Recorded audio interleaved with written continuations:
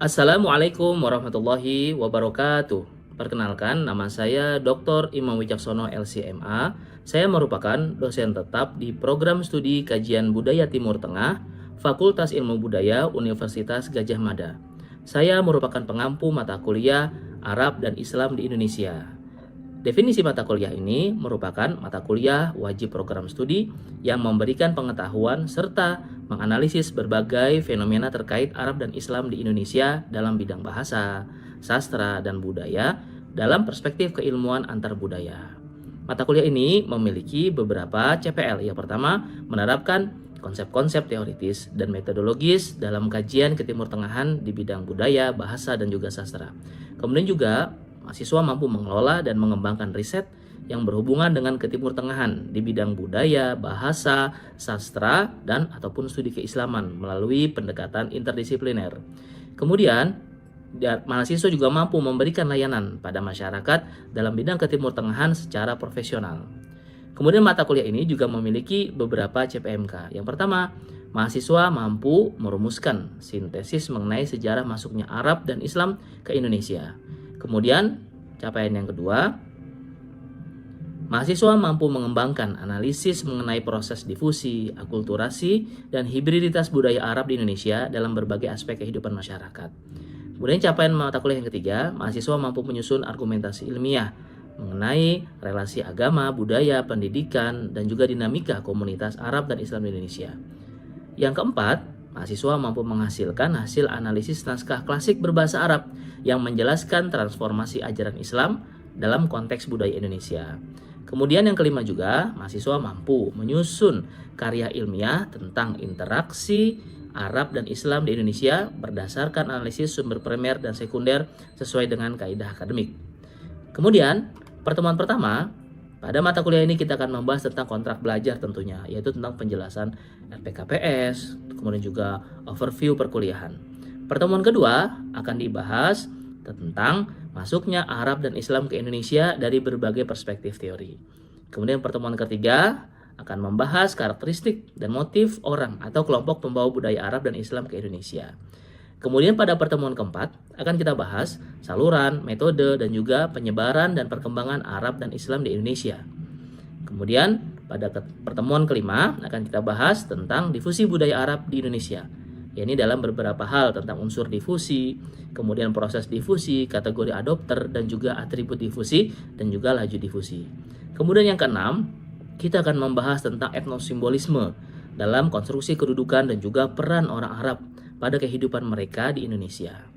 Kemudian, yang ketujuh, kita akan membahas tentang sambutan dan penerimaan masyarakat Indonesia terhadap orang Arab, budaya Arab, dan juga paham-paham keislaman. Kemudian pada pertemuan ke-8, kita nanti akan ada ujian tengah semester. Kemudian pada pertemuan ke-9, ya nanti akan ada tentang dinamika eksklusivitas dan inklusivitas komunitas Arab yang hidup di Indonesia. Pada pertemuan 10 kita akan membahas tentang lembaga-lembaga pendidikan, lembaga-lembaga ormas, kemudian berbagai macam organisasi yang terkait dengan budaya Arab dan juga Islam di Indonesia. Kemudian pada pertemuan ke-11 kita akan membahas tentang ragam paham Islam yang berkembang di Indonesia. Dan kemudian pada pertemuan ke-12 kita akan membahas tentang akulturasi pendidikan Arab dan Indonesia dalam berbagai unsur budaya, terutama pada masyarakat pesantren. Kemudian pada pertemuan ke-13 kita akan bahas tentang hibriditas, yaitu antara budaya Arab dan juga Indonesia dalam berbagai kegiatan budaya lokal yang masih ada sampai sekarang. Kemudian pada pertemuan ke-14 kita akan mengenalkan metode pembacaan naskah klasik, kitab-kitab berbahasa Arab yang mengandung ajaran budaya Arab yang berkembang di Indonesia. Kemudian pada pertemuan ke-15 kita akan coba menganalisis naskah-naskah tersebut, aplikasi dari metode yang sudah kita pelajari kemarin yang mengandung terkait di dalamnya budaya Arab dan Islam di Indonesia. Kemudian pertemuan terakhir adalah pertemuan ke-16, yaitu adalah ujian akhir semester. Mari untuk pertemuan kali ini kita akan membahas tentang tema difusi budaya. Mahasiswa kelas mata kuliah Arab dan Islam di Indonesia. Selamat siang, assalamualaikum warahmatullahi wabarakatuh. Bagaimana kabar kalian?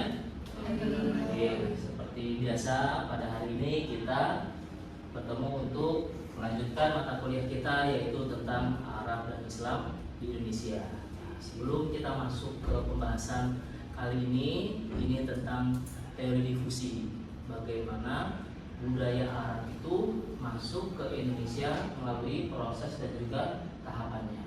Nah, sebelumnya kita sudah belajar tentang saluran bagaimana budaya Arab itu masuk ke Indonesia. Masih ada yang ingat? Ada beberapa saluran di situ. Kamu? Ya Pak, ada 4 saluran. Ya, contohnya? Perdagangan. Ya, dan dakwah. Pak. Dakwah yang lain?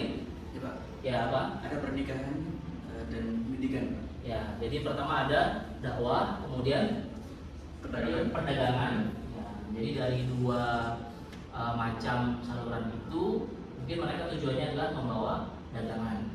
Kemudian setelah membawa dagangan, mitra jual belinya itu kemudian tertarik. Bagaimana prosesnya? Ini akan kita bahas melalui teori difusi. Kemudian tadi apa? Dakwah.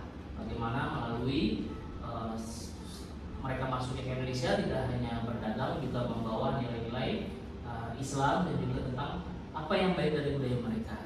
Bagaimana prosesnya di teori difusi? Tadi apa? Pendidikan dan pernikahan. Pendidikan dan pernikahan.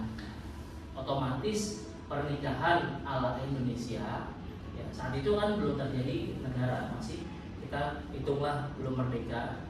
Berbeda dengan budaya pernikahan ala Arab. Nah, akhirnya bagaimana mereka bisa bersatu dua kebudayaan ini? Nah, itu nanti kita bahas teori difusi dan juga apa?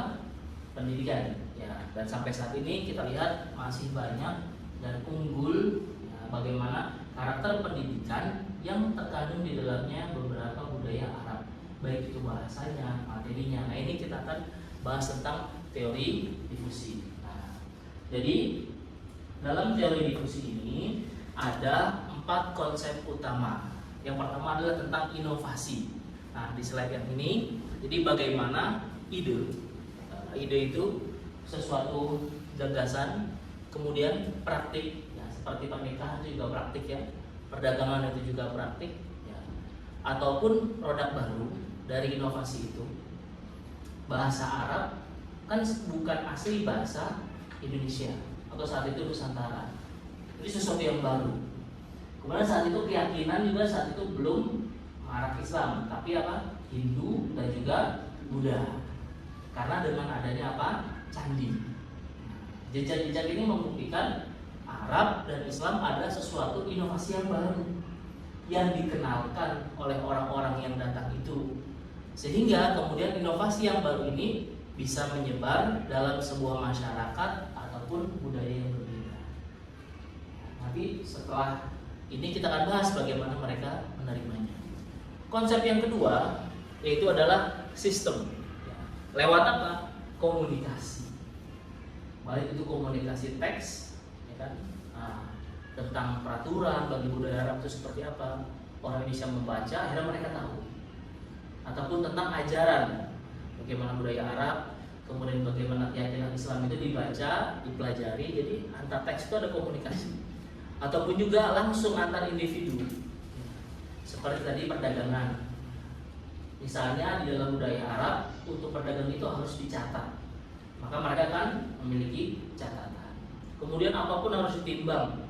Kemudian ukuran timbangan, misalnya kilo, nah itu harus jelas karena mereka tidak ada budaya membeli kucing dalam tahun, semua harus jelas ini barangnya apa, beratnya berapa. Nah, sehingga disitulah terjadi pertukaran dan juga pengenalan budaya. Ya. Kemudian antar individu juga seperti yang kami sampaikan tadi apa? Pernikahan. Ya, berarti antar individu. Kalau orang mau nikah dengan orang yang berasal dari Arab, itu budayanya bagaimana? Apakah langsung menikah ataukah itu ada pernikahan sebelumnya, itu ada perkenalan, dua keluarga saling berkenalan. Ini kan proses-proses difusi. Jadi singkatnya itu difusi, ya kan? Seperti apa? Perbauran dua budaya, tetapi budaya ini tidak ada yang hilang ataupun tertukar. Jadi misalnya ada karakter orang Arab, dia tidak berubah tetap orang Arab. Ada karakter Indonesia, dia tidak berubah. Tetapi ada apa? Unsur budaya yang mempengaruhi orang Indonesia tadi, ya kan? Dengan apa? Budaya Arab. Nah, itu sistem sosial. Yang ketiga ada adopter. Nah, adopter adalah orang itu, person itu tadi yang menjadi penghantar. Ya. Ada kategori inovator, ya kan? Kemudian early adopter, ya. Early majority, late majority dan juga tagar. Nah, ini ada beberapa yang akan kita bahas nanti. Kemudian juga membutuhkan apa? Overtime, durasi waktu. Karena sesuatu tidak mungkin langsung. Kalau tadi ada proses di strukturnya, begitu juga durasi. Tidak mungkin dalam 1 menit, 2 menit, pasti membutuhkan durasi. Sehingga apabila kita lihat, maka ada 4 unsur utama difusi. Yang pertama apa yang paling kanan? Inovasi. Yang kedua, komunikasi. Ada interaksi di situ. Walaupun mungkin sekarang nanti ada interaksi digital, tapi nanti belum kita bahas. Nanti ada teori sendiri tentang difusi digital. Jadi komunikasinya via digital, tidak langsung lewat komen, lewat email. Ataupun saat itu juga terjadi komunikasi melalui teks yang tidak langsung. Ya, kalau ini kan dengan Arab, atau misalnya Indonesia dengan budaya lain, ada tidak? Komparasinya ada, yaitu tentang RA Kartini. Bagaimana ketika dia ingin dipingit, dia menulis surat kepada temannya di Belanda. Ini kan komunikasi walaupun tidak langsung melalui teks. Itu juga budaya Arab tadi lewat buku-buku pengajaran, ya kan mereka tahu bagaimana budaya kebersihan, kemudian menutup aurat. Budaya-budaya itu yang ada harus dalam komunikasi. Kemudianlah durasi waktu karena butuh dipelajari dan ditimbang mana yang bisa saya terapkan semuanya, sebagian, sedikit-sedikit atau langsung. Contoh yang bisa langsung apa? Budaya macam-macam lauk makanan ya, mungkin masaknya di Arab seperti apa, di Indonesia seperti apa. Di Indonesia mutabal tuh penuh dengan rempah. Ya. Kalau di Arab mungkin original, yang untuk ayam bakarnya itu, sih pakai kecap segala macam, itu original. Itu mungkin langsung bisa diterima karena ada sesuatu yang langsung. Atau juga yang sebagian-sebagian bertahap, misalnya pakaian, apakah langsung menutup auratnya? Budayanya tidak. Kalau kita lihat foto tahun 60-an, 50-an itu hanya menyelempangkan selendang gitu saja. Tapi masih pakai jari dan juga masih pakai kebaya. Ini artinya ada yang butuh proses. Nah ini waktu. Yang kemudian social system. Ini bisa terbentuk karena itu tadi ada apa? Ada bosnya yang dagang orang Arab, kemudian pekerjanya orang Indonesia. Jadi ada struktur yang berjalan di situ. Kalau kamu mau kerja di toko saya, maka satu harus ikuti budaya Arab. Satu apa? Jujur, jelas. Ya. Kemudian harus ada akad ridho apa? Sama-sama setuju. Ya. Kalau ada yang nggak setuju ya berarti dia belum sah jual belinya. Kemudian di Arab tuh harus dicatat. Budaya itu kan lahir karena struktur sosial. Kemudian ada yang mengajarkan agama, orang Indonesia menjadi muridnya. Nah ini 4 titik ini. Yang pertama tadi apa? Inovasi. Yang kedua komunikasi. Yang ketiga waktu. Yang keempat struktur sosial sistem. Nah, aplikasinya bagaimana? Nah, tadi kita bahas yang dimaksud dengan inovasi adalah bahasa Arab. Mungkin pertama dari azan yang didengar, mereka tahu akrabnya Allahu Akbar, kemudian dari bacaan-bacaan sholat, ya kan? Nah, dari kata akad nikah, akad bahasa Arab. Nikah, nah bahasa Arab. Akhirnya itu menjadi akrab. Akrab bahasa apa? Bahasa Arab. Majelis pemusyawaratan rakyat. Majelis bahasa apa? Arab. Musyawarah Arab. Rakyat Arab. Oh iya. Jadi sesuatu yang baru itu, inovasi yang baru itu bisa diserap, ya kan? Dalam perdagangan tadi akad, ya kan? Kemudian adil bahasa Arab apa? Bahasa apa? Bahasa Arab. Perdagangan jual beli harus akad, kedua adil. Masuklah itu sesuatu yang baru yang belum ada dalam dunia Indonesia saat itu. Mungkin prakteknya sudah ada tapi budaya bahasanya belum ada sehingga masuk kata adil. Apa itu definisi adil? Kemudian berkembang di situ. Ya. Tuh inovasinya di situ. Kemudian juga tadi apa? Mau makanan, ya kan? Mungkin ada sistem keluarga yang dulu masih memiliki suami banyak, misalnya dalam budaya tradisional Indonesia. Kemudian datanglah, ya kan, Arab dengan budaya sesuai dengan aturan Islam, bahwasanya apa? Ya, suaminya hanya satu. Kemudian tidak boleh ada lagi. Nah, itu kan penerapan aplikasi dari produk baru, inovasi baru itu. Kemudian tadi apa? Belajar, ya kan? Kemudian tentang tata cara kebersihan, najis, ya kan? Itu kan budaya-budaya yang dibawa apa? Kalau misalnya kita setelah buang air maka harus bersuci. Kemudian diajarkan. Nah, kemudian kedua apa tadi? Saluran. Yang pertama lewat apa? Ulama, tokoh agama tadi yang mengajarkan lewat aplikasi langsung pergerakannya dia. kemudian juga lewat buku-buku yang diajar, kitab kuning kalau kita bilangnya ya. Kenapa kitab kuning? Ya karena memang kitabnya saat itu kertasnya warna kuning. Kenapa? Agar tidak capek matanya, enak. Ya. Kalau putih sama hitam kan terlalu capek nanti matanya. Ya, kemudian jaringan tarekat juga ada mengadakan studi zikir, kemudian mengajarkan budaya-budaya seperti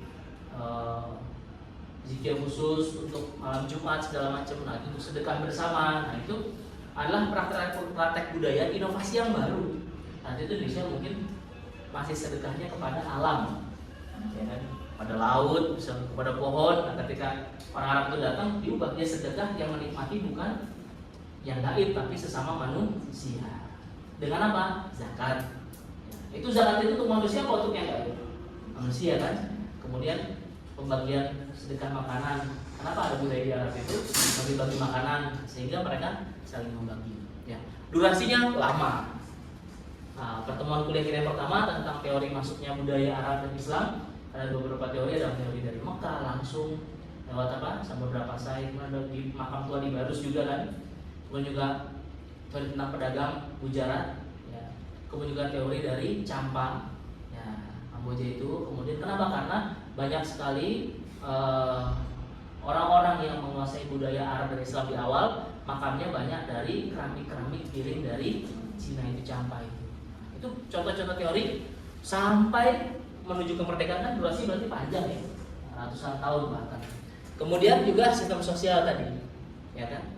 Nah, orang yang memiliki ilmu, kemudian di masyarakat memiliki tempat diikuti. Nah, ini merupakan sebuah contoh konkret ataupun apa? Rajanya masuk Islam. Contoh kerajaan setelah itu yang dari Hindu Buddha lahir tidak kerajaan Islam. Lahir apa aja contohnya? Mataram, yang lain Samudra Pasai, terus Demak, kemudian lagi selalu lagi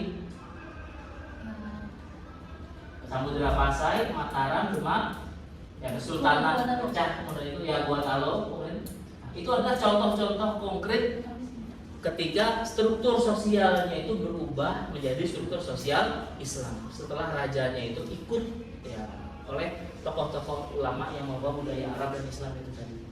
Jadi tidak hanya praktek kehidupan, tidak hanya pengenalan bahasa, tapi juga sistem sosial. Ya, sehingga kalau kita lihat konklusinya, prosesnya difusi apa? Pertama, kehadiran orang Arab. Orang ini menjadi inovator membawa budaya yang mereka praktekkan. Kemudian langsung ke masyarakat awam atau ada adaptornya? Nah, siapa itu? Elit religius lokal dulu. Karena dia mungkin yang mengerti ya.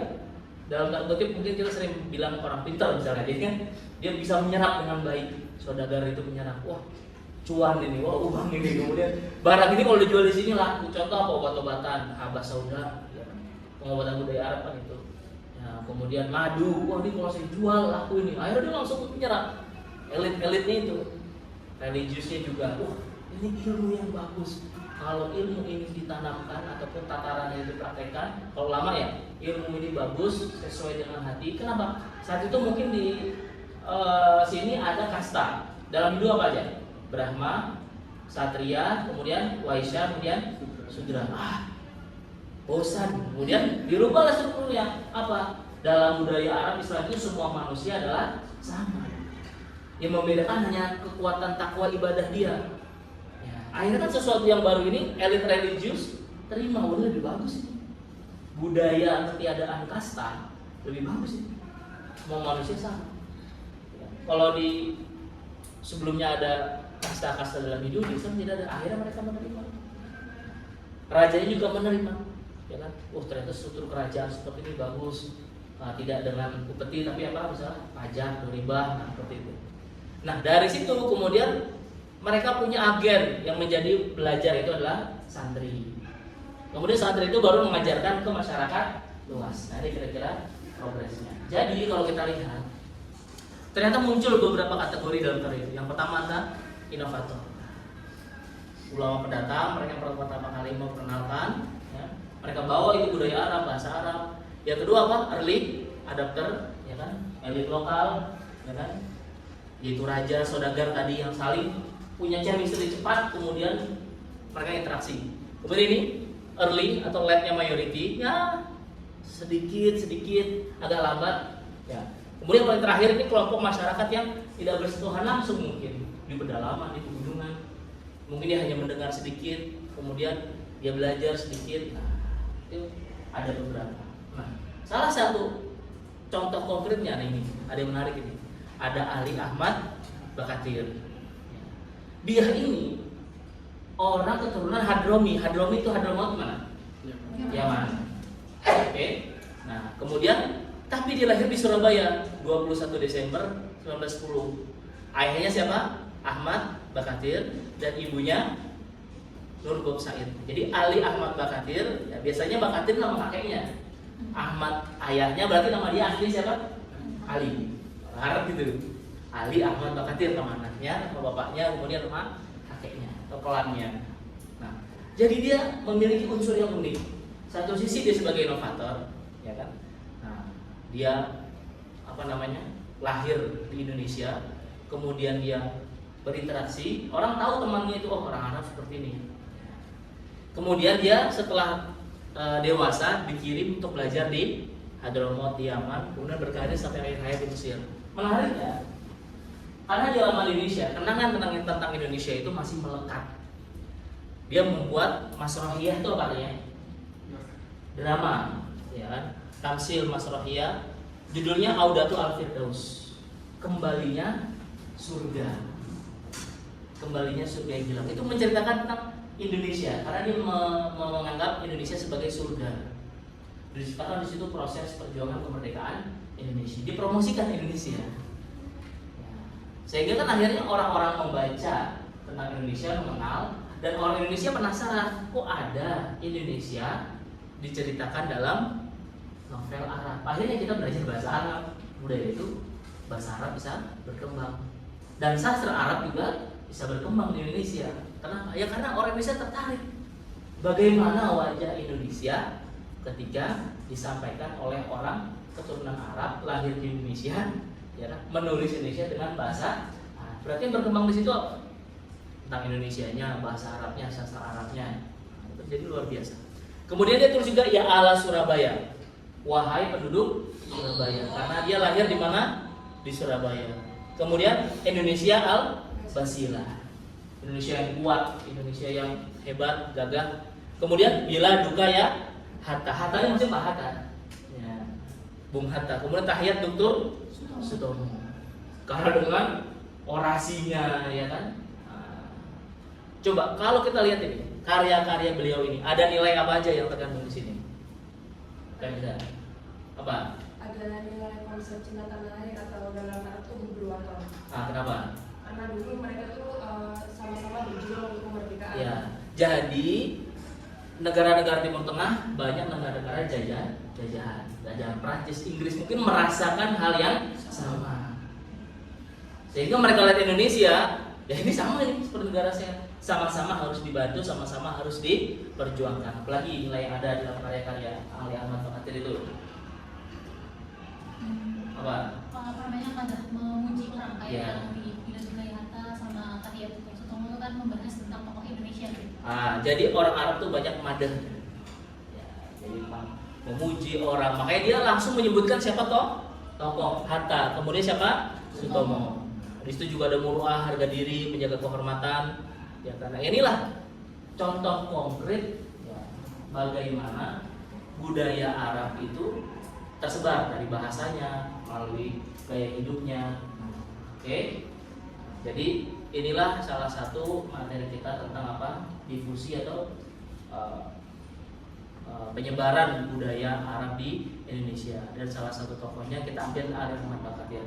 Ada beberapa tokoh setelah materi kuliah ini kita akan bahas judul tentang peran tokoh keturunan Arab di Indonesia. Ada yang tahu selain beliau misalnya? Siapa? Pejuang Indonesia ada darah Arabnya. Abdurrahman Baswedan. Nah, Abdurrahman Baswedan.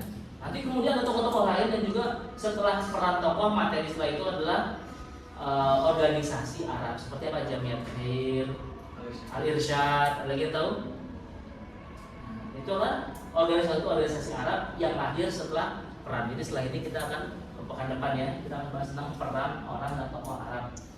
Kemudian tugasnya silahkan kalian buat deskripsi aja, mungkin 3 paragraf, isinya ada apa unsur utama dalam teori difusi, kalian jabarkan itu fungsinya apa, kemudian bagaimana proses difusi tadi ya, karena tidak langsung dari orang budaya Arab langsung ke tokoh masyarakat awam, ada prosesnya. Kemudian kategori adapter. Kemudian tokoh Arab yang memiliki peran siapa aja, ini kan sebagai jembatan itu masuk kita ke tema setelahnya, itu peran tokoh Arab di Indonesia. Itu program kita. Ada pertanyaan? Bisa dipahami ya? Oke, terima kasih. Kita bertemu pekan depan. Jangan lupa dikerjakan, dikirim di drive ya. Seperti biasa di kelas. Oke, saya akhiri. Assalamualaikum warahmatullahi wabarakatuh. Waalaikumsalam warahmatullahi wabarakatuh.